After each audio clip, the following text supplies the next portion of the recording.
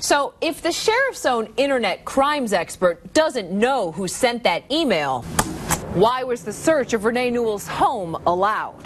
The sheriff authorized it. That's Under Sheriff Dan Faunus telling me last year Benny Napoleon gave his investigators the green light to go after Newell. They seized her personal computers, flash drives, and cell phones, a long list of items spelled out in this 7-page search warrant. But get this, days before those deputies kicked in her door and hauled away Newell's computers, the sheriff himself knew someone else had sent that email. How do we know that? He says so in his own text messages, and we've got them. Here's a timeline of what the sheriff knew and when.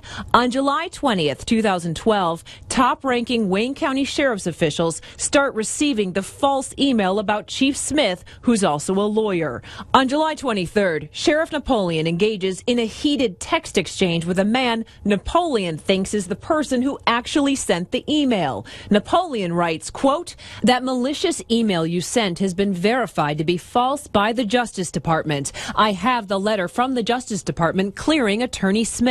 Facts never support falsehoods." The 7 Action News investigators have obtained these phone records that show Napoleon also called that man within an hour of that text. The call lasted 14 minutes. Yet, 3 days later, Napoleon does not stop the search of Renee Newell's home, even though he could have put the brakes on the raid. If you knew someone else sent that email, why did you raid Renee Newell's home? Well, I didn't raid Renee Newell's home. The sheriff's office did. Wait a minute. Isn't Napoleon the sheriff? Let's hear that again. I didn't raid Renee Newell's home. The sheriff's office did. There's an investigation that is still pending.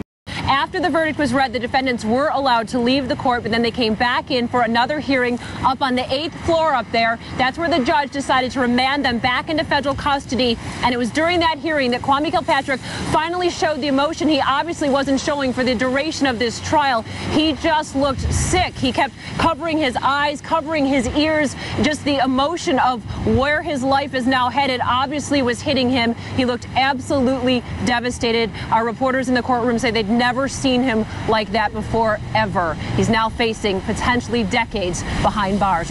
Police records show Dr. Quinn videotaped some of the assaults. Too fragile to testify, the patient agreed to a plea deal. Dr. Quinn was convicted of 2 counts of criminal sexual conduct and 3 other felonies. He spent a year in jail and his license was suspended. But last year, Quinn's dental license was reinstated. I've been trying to come back now.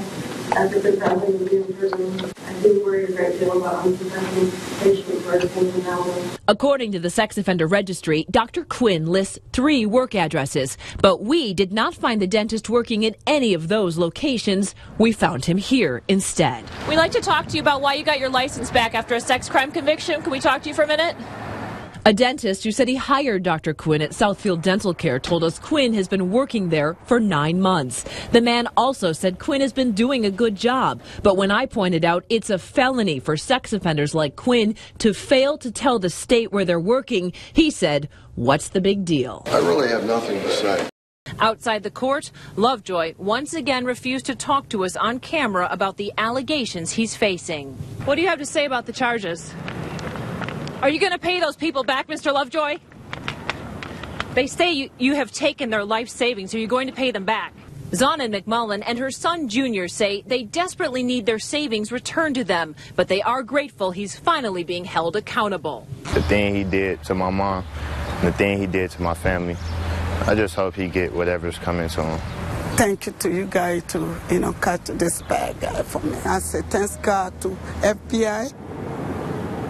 Today, Lovejoy also asked for a court-appointed attorney, but the magistrate said you just make too much money to have a totally free lawyer, so Lovejoy is going to have to pay $150 a month towards the cost of a federal defender. Reporting live at federal court in downtown Detroit, I'm Heather Catallo, 7 Action News. Glenda, back to you. So, Heather, could there be any more charges for Mr. Lovejoy? Well, Glenda, of course, we know from our investigation that there are other alleged victims than the one that's just cited in this criminal complaint, but we also know that the feds don't put everything they have on an investigation into a complaint like this, so we'll have to see what happens down the road.